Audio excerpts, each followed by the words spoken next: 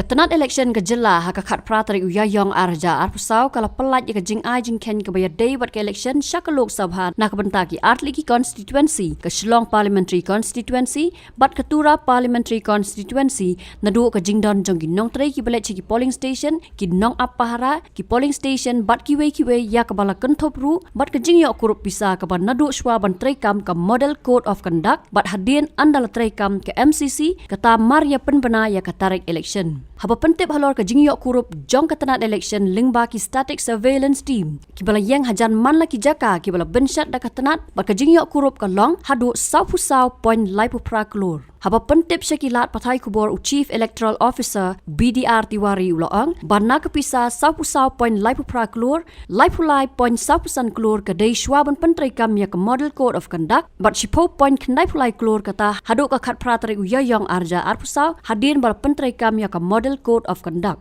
Henry nakaliang CEO uklam pensyai pat balakane ka sau point laipu pra Klur ke dei kepisa ne ke bakentop lang ya ke kiat ki drugs pat kiwe. So total seizure pre-MCC is 33.45 crore and post-MCC total seizure is 10 crore and 93 lakh till today's morning figure. Hakawai pat kaliang ula pentip ru baka jing ujor ejahar ke don Haduh Southly kata nadu ka khatnyau tari uyayong arja arpusau bat ru ban benrap baka jing wan IT jong kibriu ya ki tiar siat kalong Haduh khat arja dais pa khat ar san penyo persen.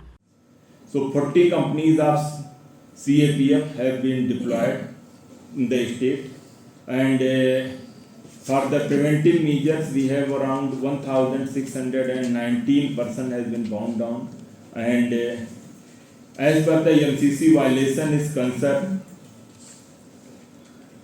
so till 17th April total 4 FIR filed and armed deposition is around 57%, which is the number 12,912 and district committee set up for deposition exemption, so total 773 armed licenses are exempted. So total 67 complaints received through NGSP portal, 9 C-Vigil cases which we received are already resolved. So we are having total 39 interstate nakas and there are the different level around 40 interstate meetings held to maintain the peace at the border area. Habatin, pej bahagi kishap plus F. Ka plus F?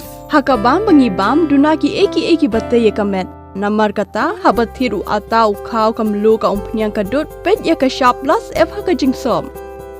Yaki nutrient kumki vitamin bat ka iron la icon diat bada ka bathau bha kam khta ikadur jingki marbam ka jingmat lani ka rukom shed yaki. Balehi banai kita. Kadon ka we ka jing mentoy ba kongsan. Ka kot ka kia. Ka nutrition ba khambha ka jing im ba khambha pendon kam daki marba modon ka sharp plus F menta ka Sngi. Lawan Ra Shafi Lingba ko office jong Commissionerate of Food Safety Meghalaya.